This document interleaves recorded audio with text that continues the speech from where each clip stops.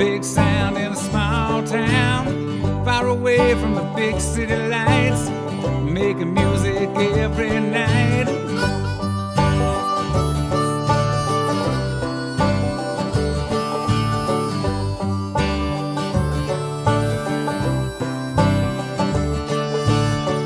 Good music with all our friends. Tell everybody, tell your mama and them, we're going out and we're getting down. A big sound in a small town. A big sound in a small town. A big sound in a small town. A big sound in a small town.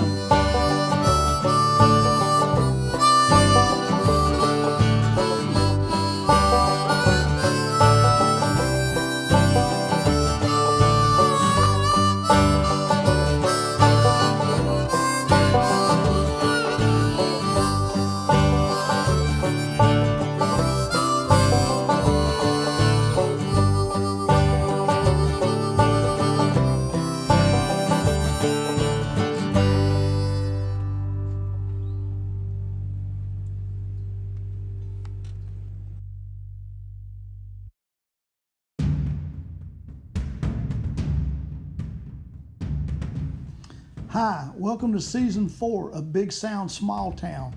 I'm your host, Sandy Carlton. Join me as musicians tell their stories about how they became musicians and the stories along the way.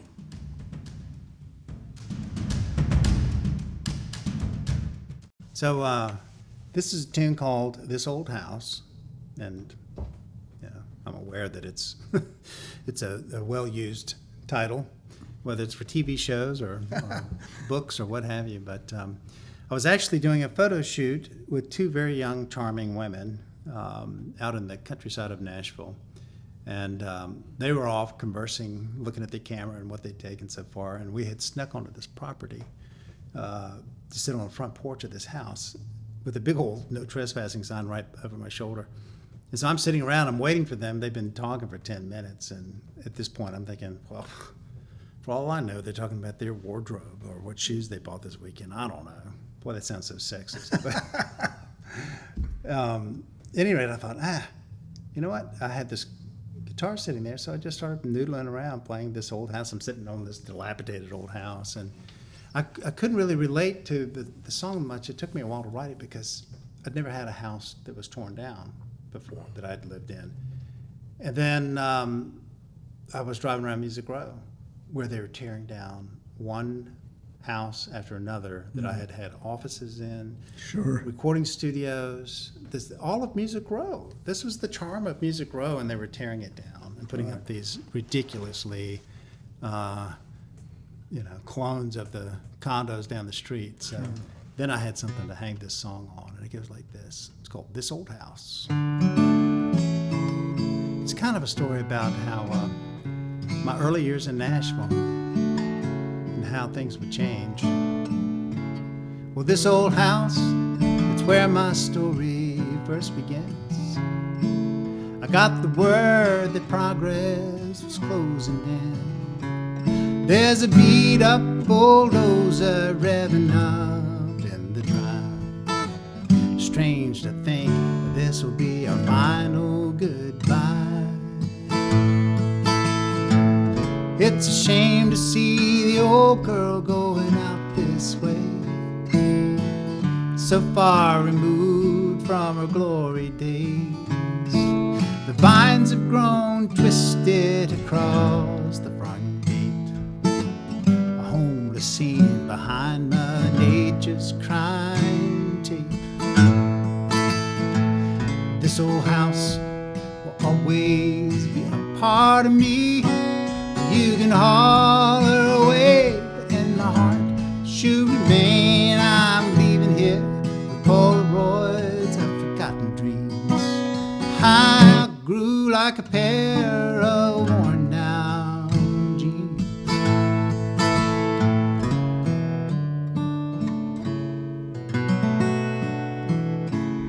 Peering down the front hall, behind behind these kicked-in doors. The dust and rain have done a number on these hardwood floors. Some local kids have been camping out here and partying late. We used to do the same thing too at that age. Watch the cars whizzing by out on the new interstate. Now some would call that progress, and some would call it fate. I remember kissing Kate any chance on that front porch swing. I heard she lost her battle back in the early spring. Still, it's gonna be alright. I can call her to mind any old time. I need a childhood friend of mine. This old house, always be a part of me. You can haul her away, but in my heart, well, she'll remain. I'm leaving here with all the boys of forgotten dreams. I outgrew like a pair of worn out jeans.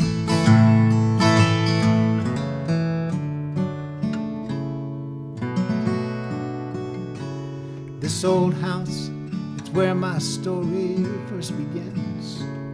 I got the word that progress was moving in.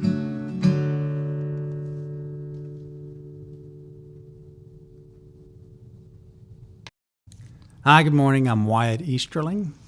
I'm a native North Carolinian who went from Chapel Hill, North Carolina back in the 80s to Nashville, Tennessee, where I spent 35 years working in the industry there. I have since moved back to Chapel Hill, North Carolina. I've been back home for about, 9 years now. It's hard to Really? went by that fast. I thought I'd be home here because Nashville is still home. Yeah. I was there for 35 years. Yeah, 35 years, it kind of makes it home. Yeah, it does. And my, all my friends and family and all my songwriting collaborators, most of those guys are out there in Nashville. My son, my twin brother, still lives out there. Many reasons to call Nashville home, but here I am in North Carolina, and Chapel Hill changed much since you grew up there? Yeah. Well, when I got back there, I had not spent a whole lot of time there. I'd Right. fly in and go see my parents and fly out, but I didn't realize, where Carrboro was actually the place to live now, which is conjoins Chapel Hill. And Sure. when I was growing up, that was kind of the mill side of town. Yeah. And Yeah. there were houses, but they were all part of the mill. Oh, yeah. Now those mill houses are like Oh, yeah. $800,000. Sure they are. Crazy. Yeah, it is. A housing industry now is crazy. It is. I've known people who just recently moved from Nashville to North Carolina and were able to buy a house and land and more stuff than they could after they sold their house in Nashville. Well, it's so funny that Nashville's become such a hot spot because when I was there for, decades, people were moving from Los Angeles. Sure. Which I don't blame them. Oh, I don't blame like them. Los Angeles, but I don't want to live there. It's a great place to visit, but I wouldn't want to live do there. some work there and come home. Yeah. But they were moving to Nashville and selling property, houses in the California market. Yeah. And then coming back to Nashville and buying 500-acre farms. Yeah. Got with cash. Yeah, with cash. So, yeah. So I got to Nashville. I actually, my journey, if you will. Yeah. I was in, I believe it was 8th grade, and right after lunch, a good friend of mine came over and said, "Hey, you got to meet this fella who just moved here from Nashville, Tennessee. He's moved back with his mom. His name's John Loudermilk, and you guys have got to meet each other." Because obviously I was into music even back then. Well, I met John, and we became fast friends, and almost immediately we were inseparable. And the two of us eventually moved to Nashville, and he was on his way to to build a recording studio, and I tagged along because I wanted to be in Nashville. Sure. And I was thinking, okay, I'd known I wanted to be in the music business my entire life since the time I was, I don't know, 7 or 8. I loved to sing and just wanted to be in that business. Yeah. Showbiz. Yeah. I'd spent a little bit of time with my family in Los Angeles at a time when so many of the artists, the actors, Yeah. were coming along. So I remember seeing people like Bob Denver, who was Gilligan, Yeah, Gilligan. in the grocery store. Yeah. And then seeing him on TV in the afternoon. And on and on with so many different stars. And Ernest Borgnine was my Sunday school teacher. Oh, that's And he would crazy. come in every Sunday. Hey, kids. That's pretty cool. Just remember that, and I was only like 6. But I thought even back then, well, this is an option. Yeah. Go into entertainment. Could you play music already by then? No, I mean, I was forced March to do, the Right. piano lessons. Yeah, yeah, And Sure. but at an early age, I wanted to play the guitar. And actually, my father, who was in medicine, was asked to come back to the University of North Carolina Medical School by Ike Taylor, whose son was James Taylor, Yeah. Kate and Hugh and Alex and the whole clan. So having that kind of influence that close by, not that I knew James, but Right. Livingston and I have been friends, ever since we were kids. But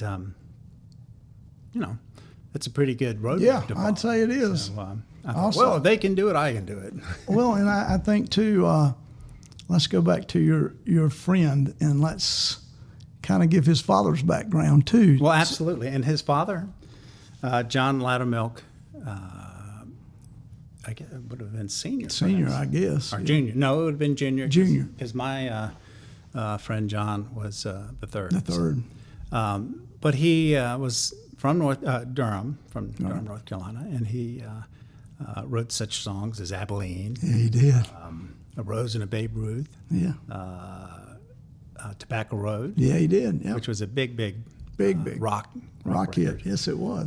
Then You Can Tell Me Goodbye, and just hit after hit after hit.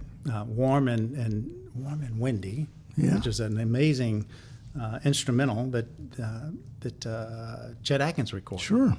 Became very famous. I've heard. Yeah, and actually, I I've mean, heard, these were big songs long before I was even Right. able to point my finger at it and say that's a great song. Right.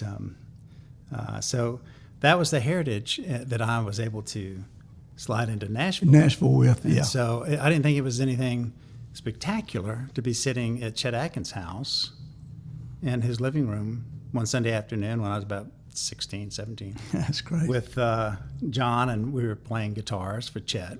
I was just learning. I will never forget. I still have this guitar. It was a Guild D27, and Chet said, "Well, boys, play me something." And John was just a natural anyway, and so he played these very intricate little instrumentals, and it was my turn. I could barely bar chord. I remember John saying, "Well, he's just taking it up." And Chet says, "Well, here, let me see that guitar." And just, and I went, "Wow, maybe some of that will Oh, stick, rub off some stick magic. around on the neck." Some magic rubbed on it, maybe. It was a fun way to come into Nashville. But so I was able to spend weekends when John and I both moved there. We moved there in '81. But we would, on weekends, go out to the Grand Ole Opry Yeah. and watch from the back, the stage and the pews along the back. And I just thought, well, welcome to Nashville. I didn't think it was extraordinary at the time. I Right. just thought, well, why not? Yeah. And then it was time for me to make my own way. Right. And I learned that Yeah. you may go visit Chet at his house, but when he's in his office, Different there are deal. protocols.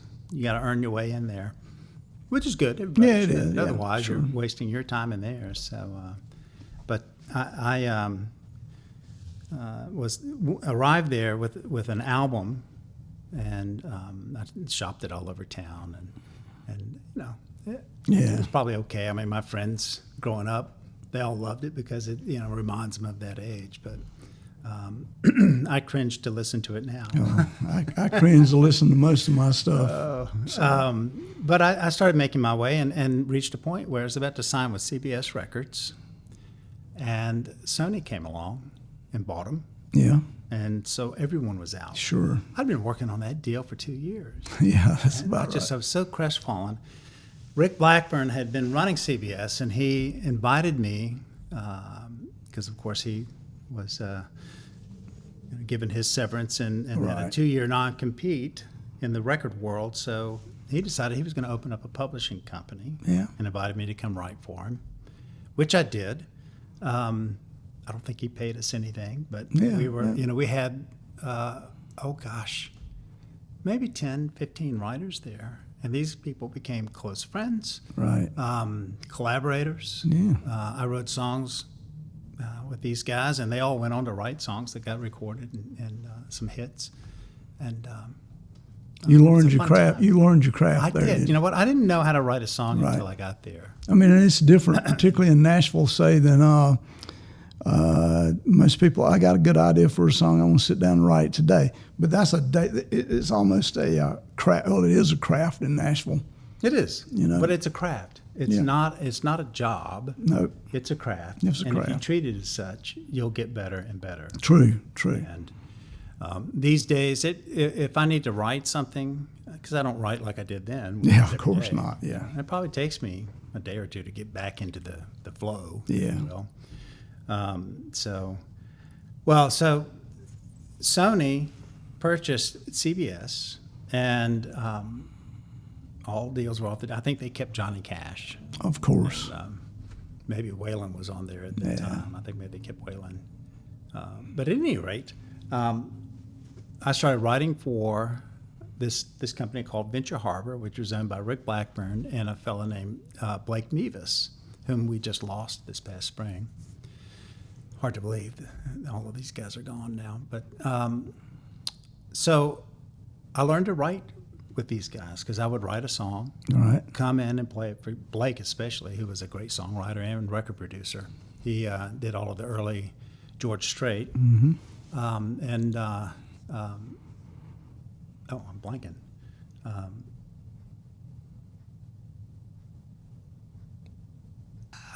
Keith Whitley. Keith Whitley. I see he's getting ready to be inducted into the Country Music Hall of Fame. Just finally. I know. Yeah. And this should have been done. That's a no-brainer, it seemed to me. No kidding. So at any rate, Blake had a great ear. So you'd bring a song in, and he would help you fix it and show you where you had gone left or right with it, and just a huge lesson. Yeah. And more than anything, we were just grabbing any opportunity to write. Right. You didn't need to be prompted at that point.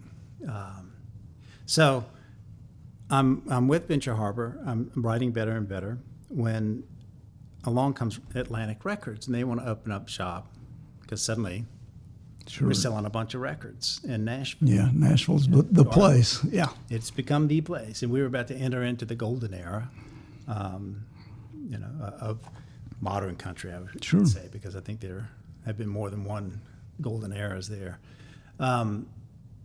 So I heard about this on the street, and I went to Rick and said, "Hey, I hear you're going to be opening Atlantic Records," and I love Atlantic Records. What an amazing record label! They're so musical, and the integrity of all of the product they put out. All right. I remember Rick had his half glasses on and, probably a cigarette in his hand, and he's looking down, signing something on his paper, and says, "Yeah, I want you to head up the A&R department." What? He's like, wah, wah, wah, Oh, yeah. And I was flattered, but I was, all of those years of preparation to be an artist, I was thinking, okay, a bird in hand, two in the bush. Yeah. And Chet Atkins, one of my heroes, was an A&R man, and I had gotten to know some of the others in town, and I had a lot of respect for him. But more than anything, I loved the studio. Right. I thought, production had been a strong pull for me, and I really still to this day enjoy doing it. And so I said, give me a day or so to think about it, and called him back the next morning and said, I'm in. Yeah. I mean, I can see where that's a struggle. I've worked this hard to be an artist. I'm probably pretty close. Well, I was. But Getting better and better. right. But then, do I go to the other side? Yeah. Well, and that was the funny thing, because I was just one of thousands of songwriters on Music Row that actually had opportunities to write for a company. And to suddenly be plucked from obscurity. Yeah. Everybody in town assumed that I was from the West Coast. I don't know why. I mean, I've got a pretty thick Southern accent. Yeah. I took to the job well because I built a recording studio in Chapel Hill with Steve Gromback. It was his studio, but I was trading out time to do my own album. And then meeting John and going to town there and building a studio and then doing all the studio work there, to writing for this publishing house. I had a pretty good ear and eye for A&R. Right. So I managed to. My first signing was John Michael Montgomery, and I was given permission to produce his first album, Life's a Dance, and I did that in conjunction with. I did half the album, and then Doug Johnson did the other half. Consequently, I had a song that I'd written that John loved, and he recorded it. It was called "Life's So Funny." Yeah. And when Doug brought in Life's a Dance, there was no question. Mine was a ballad, and this one's a mid-up, and it was the right choice, no question. And eventually, Joe Diffie recorded that. Actually, Tim McGraw first recorded it, but he couldn't sing it when he got in the studio. And then Joe came along and recorded it, and Joe could sing the phone book. Yeah, Joe God could. rest his soul. So that was a marvelous song to get cut. But so at any rate, I suddenly had this profile, unexpected, that I was somebody. Yeah, well, I mean, that's a pretty good first signing, I'd have to say. There was, and then, well, what's interesting, I had to beat that town up. I had to push hard with the record label that I was running A&R, so it was my choice. Right. But I then had to sell him to the, I had to sell probably him every the whole- artist. and they were like, what? And I'm thinking, are you kidding me? He's got the name, John Michael Montgomery. He's got the look. Yeah. I mean, that's real. That's the real Right. deal. He's got the voice. I mean, and the guy's handsome. Yeah, He's a handsome sure. dude. So I don't know what the pushback was, but once I started showing up to the office with some tracks under our belt. But I worked with John for about 2 years before we went in and recorded. So there's always that developmental period of time. But so that was a fun first signing, and nice guy. His drummer at the time was Eddie Montgomery, who of course had Montgomery Gentry. Right. Yes. And, but he came to me.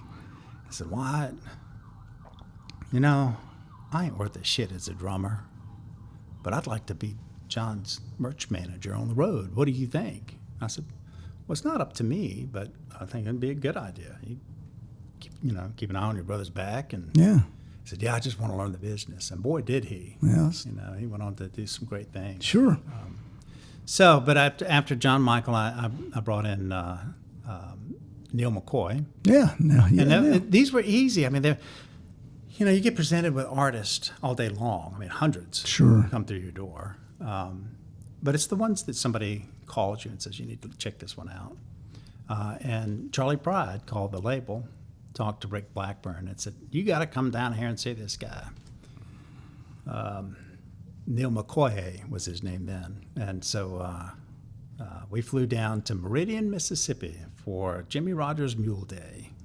And they had this beautiful old theater, a Grand Dame, just gorgeous, and with the wood balcony and I mean it was like the Ryman on steroids. It was almost, I think I was on the very third tier or something like that. It was a beautiful theater, and Neil was opening for Charlie Pride, and he came out, and I watched. Oh gosh, just 2 minutes. Yeah. And I knew he's the deal. Just from the way he was handling the audience. And then when he started singing, I was like, no-brainer. However, Neil's mom, I think, is Filipino, so he had a very ethnic look. Right. And at the time, this is country music. Right. You're gonna struggle with it. Sure. It was it was hard to convince people that the color of somebody's skin doesn't matter. Right. You know, and you would think with Charlie Pride, You would think his that would have made it people easier. would have, you know, chilled out on that, but people are funny animals. They are. So we signed Neil and broke him on the road, and kind of like Charlie, you know, people slowly but surely began to realize that he was American. I mean, his dad Right. was a serviceman. Sure. You know, he was American. It's not like he wasn't, but so crazy times back then. And Neil went on to have a great career. Yeah. I didn't produce him. I actually I did mix some of those early records, and he recorded a song of mine. He heard me noodling around in my office one afternoon, and he came in and said, "What are you doing?" And I said, "I'm playing a song I wrote a couple of days ago," and it was this time I'm taking my time, and it was a kind of a reggae little feel, and he loved it. And this time I'm taking my time. I need to work that one out. I haven't played that one in years, but so that was fun. Tracy Lawrence was another animal that, or another artist, excuse me for calling him an animal. I signed him because I'd seen him play up in Kentucky. I knew he was a star, and he and I didn't really get along, but I knew he was a star. Yeah. That was my job. Yeah. bringing on. Exactly. You don't exactly have to like everyone No. that you sign. And there's some artists out there that have amazing careers, and they are just amazing people and sweet as could be. And there are those out there that There have are. amazing careers, and they're the biggest jerks in the world. They are. And I keep thinking, why? You got the you know, tiger by the tail, and you know, whatever. I suspect, I always think along the lines that perhaps the stress of their position keeps them anxious all the time. It could. I mean, it is a hard life. I mean, as you well know. I guess, I don't know. I mean, Get up. I drove down here this morning from Chapel Hill. yeah, 3 hours, and I'm at beautiful Shelby. It's a stunning little town. it is a stunning little town. It's a great little place. Well, so I'll migrate my story. I left Atlantic Records. Had a little change of my philosophy on what I wanted to do with music. And I wanted to work with writers. And I wanted to go back to songwriting. And you cannot do both. When Nah, I would see that you couldn't. I mean, I would see that would just take up Yeah. your time, your creativity. By the time you get home, you don't want to listen to music. You don't want to hear music. You've listened to True. it all day long. And I loved it as much as I did. I just... No, I do understand that. And then you start worrying about whether you've gotten somebody's idea in the back of your head and don't remember it. And the last thing I would want to do True. ever to be to plagiarize somebody. So at any rate, but I wanted to get back to songwriting. So I in my departure from Atlantic, and before I could even go around and meet with publishers, I got a call from this fellow named Miles Copeland. Now, the name was vaguely familiar, but I didn't know why. And so he told me that Kai Fleming, who was a huge songwriter, had suggested he contact me, and he wanted to open up a publishing company.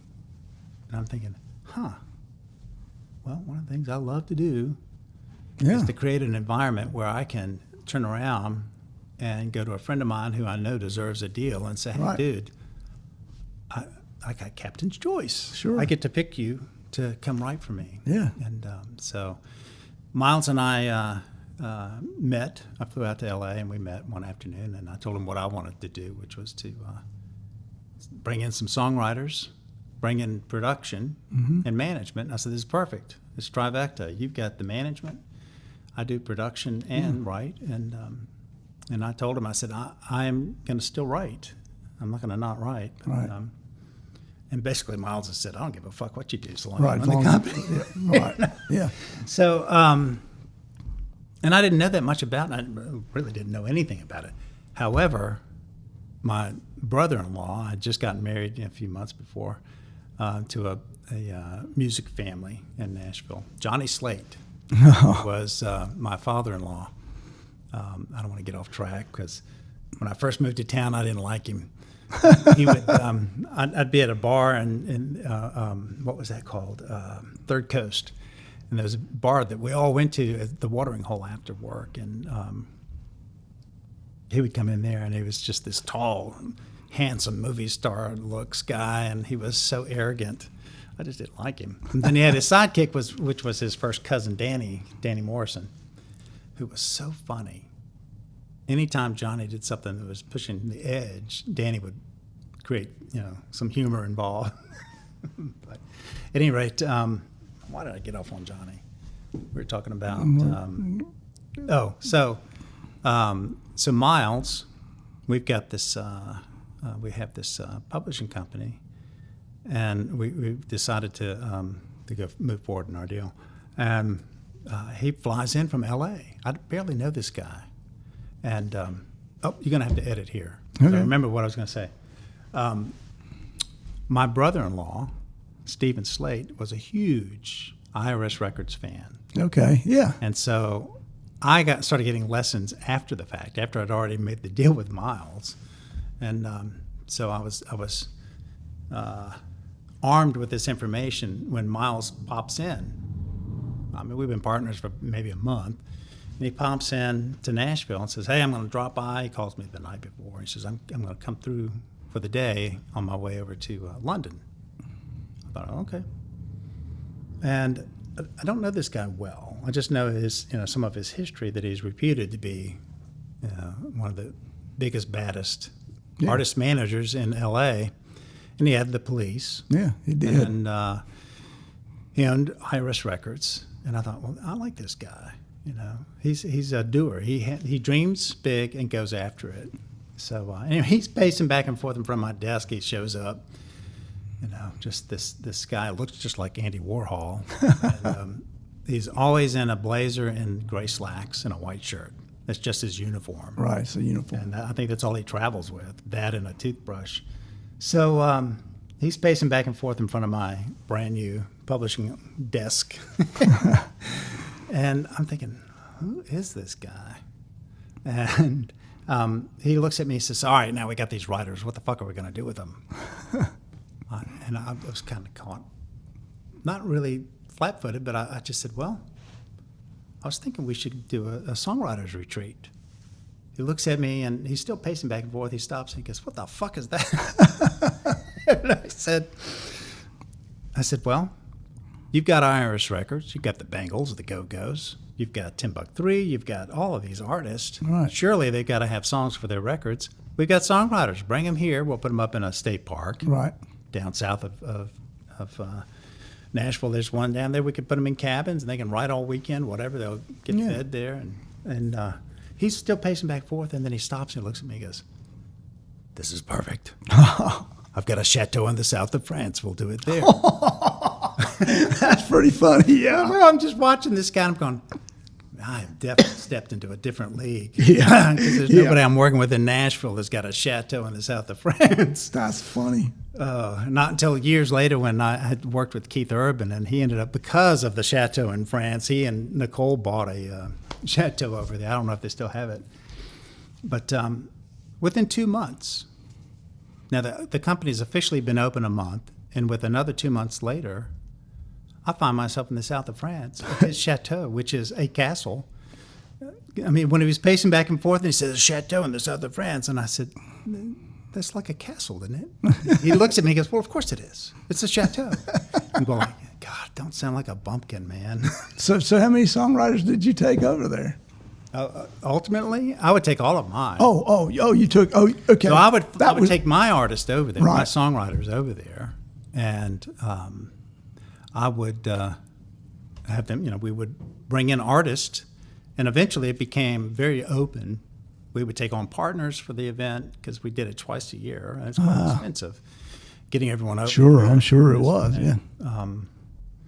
But it was amazing. I'm sure. From the very first event, I had Doug Millett and who else did I have in there? Michael Garvin. These were all established writers. Rich Wayland. And we also brought Pam Rose and Kennedy. What was her first name? Oh yeah. Kennedy Rose. Yeah. I can't think of her first name. I can't think of her first name. And then Kai Fleming, of course. Yeah. And then some other writers that I had signed to the company. And our first time we had Glenn Tilbrook and Chris Difford, from Squeeze. And we had Brenda Russell, and we had Bonnie Hayes. And it was just astounding. I'm just looking and thinking, really, honestly, I was just covering my ass. Because Miles says, what the fuck are we going to do with these writers? And I thought, That's funny. And, but I think it was the first of its kind. I know it was the first of the kind that what we did. We brought artists and writers together for a publishing standpoint. But from that spawned all of these writer retreats. And I still do mine. I do songtravelers.com. As a matter of fact, I'm holding a retreat this October 3rd through the 7th up in Maryland. And I've got Abigail Dowd and Jess Klein will be my co-instructors. Yeah. So it's going to be a really good event. But you can find that at songwriters.com. Songtravelers.com. Okay, we'll promote that on the show. So that's good. Yeah. I'm always last to promote my own stuff. Oh, I should have said that. So did that become, when you went the first time, did you have some success come out of that? I don't know if we had a success. And in some respects, I know that for Miles, I think he looked at it. This was a life-changing event. Oh, yeah. I think Miles looked at it as a really positive part of his legacy. Right. I still think he does it today. I think Greg Wells and he do something all these years later, because we did it for 12 years that I was involved, twice a year. And eventually we had everyone from Carole King to Cher to Olivia Newton-John, Peter Frampton, and of course Keith Urban, who I had brought into the management company. His publishing was taken up. Oh, Paul Thorne. Oh, yeah. Paul and Billy Maddox, who has been his co-writer and manager. I don't know if he's still doing that now, but co-producer. But anyway, I had signed both of those guys to the publishing house. And so we went over to France many, many, many times. Yeah, that's cool. It was quite a lot of fun. And yes, we saw a lot of success out of it. And eventually, as I mentioned earlier, we had collaborations with co-ventures, I should say, really, with like EMI Publishing and Almo Irving, which Miles and Jerry Moss were very tight, because Miles basically made him a billionaire when he brought the Police over to A&M Records, which is Al Moss and Herb Alpert. Yeah, it was a fun time. Yeah. Amazing memories. When you're sitting there at 2 o'clock in the morning, and this little grotto, little stone encased room with a dirt floor, and there's an upright piano, and there's a guy named Peter Frampton playing guitar and Carole King on the piano. Yes. And she looks over at you and she says, "Could you give me some tea?" And I said, "Yeah, of course I can. I'll just go up to the kitchen and make some." And I'm thinking, oh my God, how did I get here? Yeah, really. My goodness. And I found myself in a lot of situations like that, like Forrest Gump, Yeah. Suddenly I'm in the White House, but it was an amazing time, a lot of fun. And I watched relationships. Well, as a matter of fact, I used to take Gary Burr. Yeah. When I was running the company, I made sure he was on, because he was such an astounding writer. He didn't write for us. Right. But, he had carte blanche. Sure. He could do what he wanted. He eventually became Carol's band leader. I went out with her for a number of years. It was those kind of relationships that are priceless. Sure they are. They really are. Olivia Newton-John and God, I don't know why I'm blanking on names this morning. Beth Nelson Chapman. Yeah. They became really close. As a matter of fact, they just released a collaborative album this past spring. It's really cool. So during this time, were you still working on your own songs, or were you just delving into this pretty hard? I would I couldn't. It was such a mixed bag because I really enjoyed the planning and orchestrating and who to bring to, because it was a life-changing thing. It became known as the Castle. Originally, we called it Printemps de Troubadours, but everyone just tagged it the Castle, and it became a very sought-after invitation. I'm sure it was. Oh, I'm it sure. was. I mean, it was just astounding. The people that came. Ted Nugent. I mean, all these people, just the most unexpected people would call and say, "I want to go," you know. And so, yes, there were some times when somebody wasn't feeling well or down and out at the Castle, and I'd fill in because we always had 3 writers per room, and I would sit in, and I knew I missed it, and as a matter of fact, eventually, I just realized one day, I thought, I get to do all this really cool stuff, but I'm not that happy about it. And I realized what I wanted to do is to be back out playing live and having fun with Be people. an artist. It's the one-on-one that we get to have with people. That's what's fun. When they started these house concerts, I didn't think I'd care for it much. You don't have you can't hide behind the production, no, you the can't. stage, and the separation between the artist and the crowd. I love it. It's a much more satisfying show to be sitting, even if it's just acoustic. Right. If it's in front of a group of people that are just sitting around with you. Yeah. Because you can, for your moment, for however much you need the attention, you get that. Yeah. But you get to talk directly with people. And it's a listening room. I mean, people are hearing the songs. They're not talking over them. They're not. You're not being a beer salesman. Exactly. Exactly. And it's really an honor to be able to do that sort of thing. So, but which is what I did after Miles and I went our separate ways. We were together for about 12, 13 years. At which point, though, I also got to bring Paul Thorne into the group. I co-produced Hammer and Nail. Yeah, that's a great one. With Greg Wells and Billy Maddox. And they had recorded a number of the tracks. So when I say co-produce, a lot of those tracks were fairly well done, but I had to put live drums on. Right. And I orchestrated all that. But then there were some that we cut in the studio there in Nashville, which I was proud to be producer for. And Paul and I've got... we wrote a few songs, and one of them is Better Days Ahead that he called one afternoon a few years back and said, "Hey, I'm going to put this song on one of my records, and, that and $5 will buy a cup of coffee." And I said, "I know how it works." So it's an honor to be able to say that I have a song that he recorded. Yeah, I agree. And then, after that amazing run, which is what it was, I formed my own company with some investors and opened up Terra Nova Music and signed some writers that I felt were worthy, and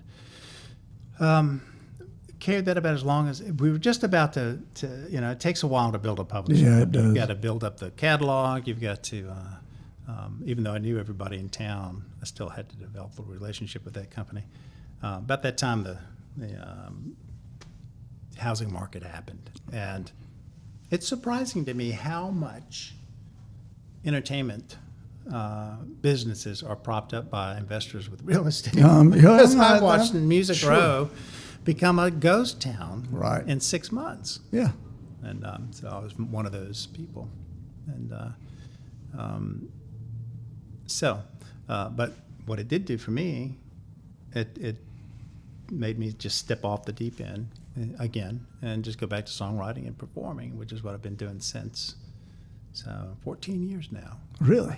Well, yeah, 2008. Yeah. Yeah. And in that period, I've done 2 albums. I just finished one that I'm very excited about. It's how I spent my pandemic vacation. Yeah. As a matter of fact, I had gone in with Joe Newberry. Yeah. I'm sure you know Joe. Yeah, I know Joe. I'd gone in with him, with Chris Rosser up in Asheville. I know Chris, too, yeah. Great musicians, Yeah, he great is. guys. Yeah. And they were so kind and generous to, Joe gave me his time. brought him up there and took care of him while he was up there. But we cut 10 sides, 10 songs, and I listened to them, and they were great.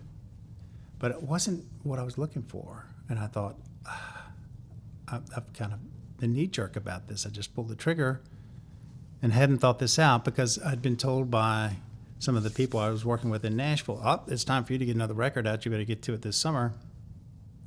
Time's a-wasting. Right. And it was kind of a knee-jerk reaction. And I listened to the tracks, and I thought, what's not working here? And then I realized it was me. I was still doing these records like a singer-songwriter. And there's a difference between somebody who is singing the songs or somebody who is showing the songs, showing what they can be and do. But I had 35 years experience of doing it that way because that's what I did. You don't want to oversell the demo because if you sang better than the artist. Sure, right, yeah. Right, I agree. It sounds shallow, but I stepped back. I had all the gear at home. I had the mics, the preamps, and the digital station. So I knew I could noodle with it. And then the pandemic hits. And so suddenly, that was my job. You had time to do it. I saw all my bookings go out the window. Yeah, in we all did. 4 days. Yeah, it was pretty astounding. Which was too bad. I mean, and it hurts to think about the places that won't reopen. Yeah, it does. Or the people that you care about who are running those places, and somebody else is now running them. Sure. It's a very difficult time. It was a very difficult time. But you either see it as just a period of time and keep some level of optimism, which I did. I wasn't accustomed to piecemealing an album like this, so it was a new way to fly, so to speak. I would start sending files around, and I used to, as a producer, I used to just look down my nose at sending files off. Right. That's not production. That's just giving them a paint by numbers. Yeah. And but you know what? If you've got a good outline of the song, it's not paint by numbers. The bass player is just playing what he needs to play there. Sure. You can go back and say, I'd like you to cut loose over here or something like that. But otherwise,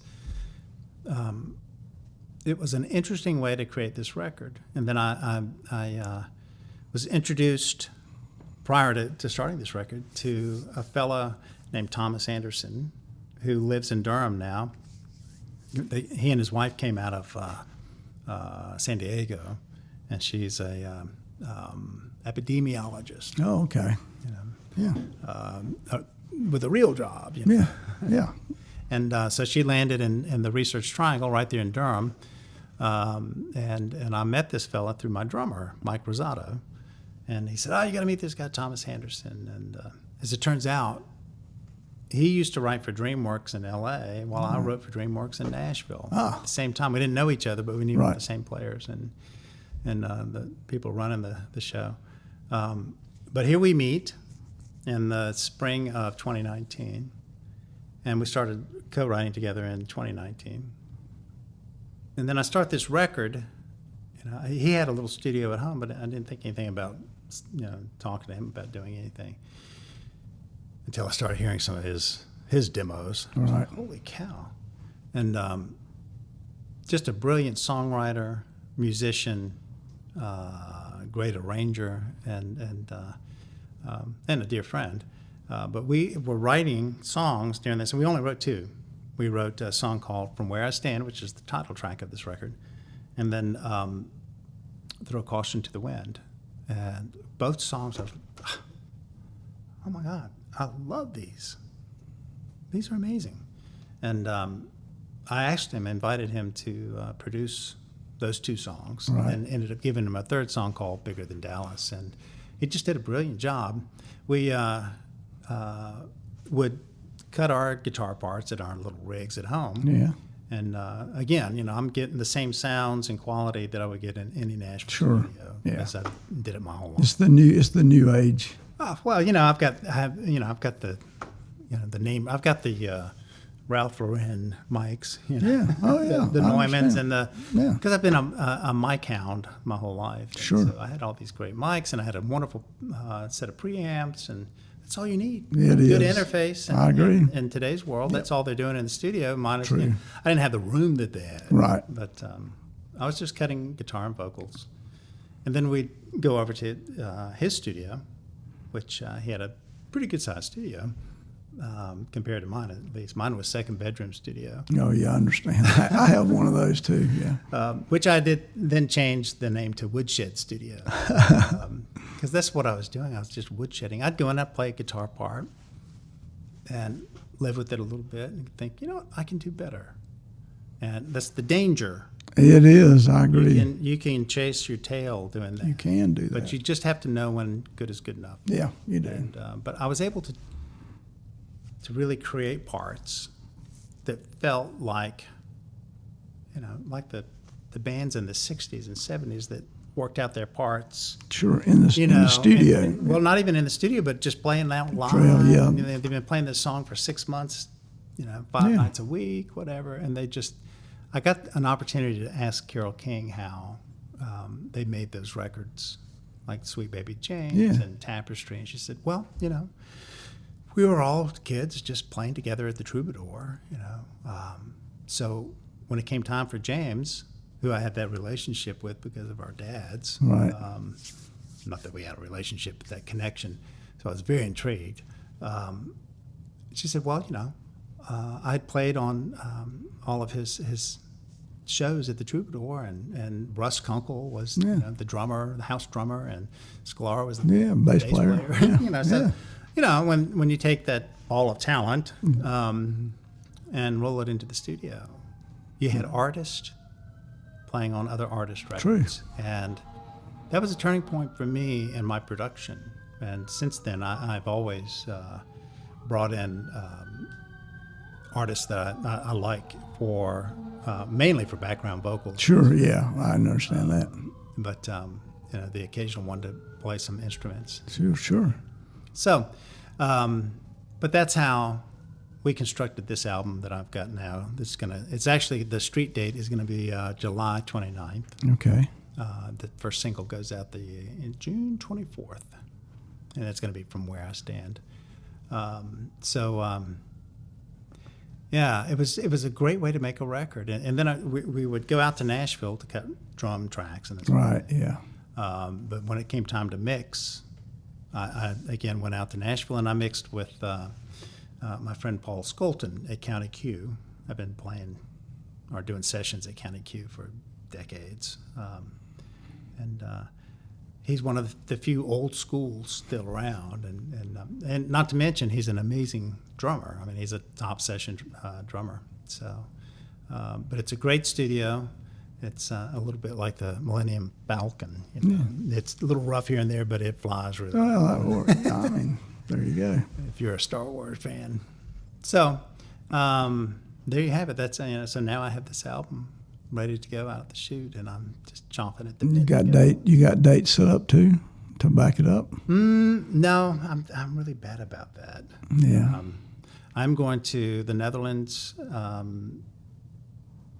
middle of June. I've got 5 or 6 dates there, and then but I got to get busy. I've got a couple of dates in the Raleigh-Durham, Chapel Hill area. Let's see, June 16th. I'm playing at the Blue Note Grill in Durham, which is a cool place to play. And the next morning, I fly out to the Netherlands. I have a daughter that's in the Netherlands today. Oh, yeah? Yeah. Where is she?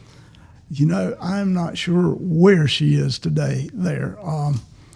But I saw them on a train. I saw pictures of her on a train. Oh, she's traveling. Yeah. She's not, okay. I didn't know if she was like in school or. No, they're just on a trip. That's cool. That's a good place to be on a trip. Well, they'd been in England, and I think probably they'll get France out of this trip too. So I'm not certain all the places they're going, but they're having a big time. Oh yeah, I love traveling like that. But you know what? And you know this. Traveling as a musician, especially abroad, is wonderful. Yeah, it is. Because you arrive in a place like like Holland, the Netherlands, and you're there with a host True. who is also a perfect guide. Yeah, they are. Guide. But you get to be immersed in the culture there. You do. You're there with this host who lives there year round, and that's what that happened for me with the Netherlands. I was actually at a conference, a music conference, Folk Alliance International, out in Kansas City. And Saturday night, 2 a.m, really Sunday morning, and I'm crawling off to go to bed because I got to get up in a few hours to grab a flight home. And a friend of mine, Brian Ashley Jones, an amazing guitar player down in Spartanburg over here, Yeah. he says, Wyatt, come over here. You got to meet my friend Clementine. I walk over, and it's crazy on those conferences, 2 a.m. on any given hotel hallway. There's going to be 50 bands playing in the rooms, the guerrilla showcases, and music everywhere. And so I walk over, and here's this stunningly beautiful Dutch woman standing there named Clementine, and we talk for about 5 minutes, and I tell her, it's such a pleasure to meet you. I'm off to bed so I can get 3 hours in before I have to go to the airport. And as I'm walking away, I turned back and I said, by the way, I've always wanted to tour in the Netherlands. And she immediately walked over, handed me a card, and she said, stay in touch. And so 3 or 4 days after I got home, I sent her an email. And within 2 months, I was over there playing a tour for 5 weeks. Oh, that's great. Oh, my God. This was amazing that she could put that together. But she's a very well-respected artist in the Netherlands. So That's too cool. Yeah. that's the great part about being, the music world is you can develop these relationships that she and her husband and family have become very close. Yeah, that's good. My European family. So That's great. That really is. yeah. So that's where I am today. I do need to get some dates on the books. I need to book an agent. Well, we'll talk about it, some of that, when we get through with this podcast. Okay. I do appreciate you taking the time to come and do this. Oh, I've been looking forward It's to a it. great story. It's a great story. I wish you just great success with the new record. Thanks. I can't wait to hear it. Right. Well, I would play you a couple. Sure, I want you to I'll play. play the title track. And, Sure. And I assume that you can add if I give you tracks. I can. Okay. I could send you Sure. a link to that. Yeah, that's good. This is another tune off of the new album From Where I Stand. It's called Love Says It Best. I wrote it for a dear friend of mine who was in the last stages of being here on this plane, if you will. He was dying of cancer, and he was such an extraordinary human. I met him at one of my songwriting retreats and became good friends. He was a wealth manager out of Atlanta and did very well. I'm sure. Yeah. But he had a passion for songwriting, and he was determined he was going to become a good songwriter. But it's just one of these people that he was so full of curiosity, and a very handsome fella, and just kind and generous. And Chuck McDowell, and he was doing these writers' nights with Eddie Owen down in Atlanta. I'm sure you know Eddie. I do. What a wonderful fella. And I look back on the opportunities, and this is one of the things I love about these songwriting retreats, is you can invite these people to get together and spend 4 or 5 days just focusing on songwriting, and they walk out of there with these amazing friendships. Oh, yeah. And I learned this from Chuck. He and I never wrote a song. He tried to get me to write a song with him once, and I was right in the middle of a breakup or something. I don't know, but I didn't. I wish I had. I went to his memorial service, and I wasn't surprised, but I was pleased as much as anything to see 15 to 2,000 people at that memorial service. He was that kind of influence. But this song goes out to Chuck, and it's kind of a conversation of sorts that I'd watched him when there was a bit of an altercation, and how he had handled it. Instead of reacting, he just kind of was very calm about it and diffused the whole thing. It was pretty astounding. But this is called Love Says It Best.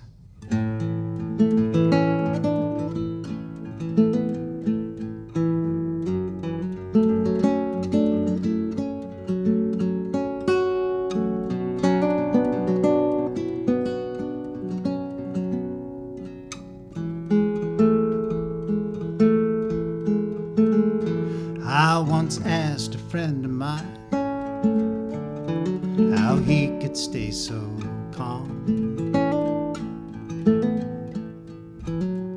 in the face of another's anger. He replied with his usual charm. He said, I'm not here to judge another, to shame them or to be cruel. You see, when I was just a child, I was taught the fruits of the golden rule. You do unto others as you'd have them do unto you. It may sound old-fashioned, but it'll always ring true. Open your heart and let go of the rest. All you have to do is try. Love says it best. A man of faith like no other man I've ever known, with an unshakable knowing that we're never alone. And the lessons that he taught me are still trying hard to break through. I still struggle with the notion I could have that same faith too. And do unto others as you'd have them do unto you. It may sound old-fashioned, but it'll always ring true. Open your heart and let go of the rest. All you have to do is try. Love says it best. Love says it best. Love says it best. Love says it best. When a harsh word is spoken, a promise is broken, you begin to wonder what's the use. Now that's when these words ring loud and true. Love one another, we're all sisters and brothers.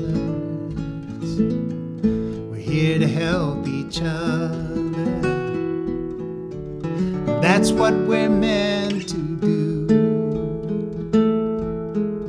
Open your heart, let go of the rest. All you have to do is try. Love says it best. Love says it best. Love says it best.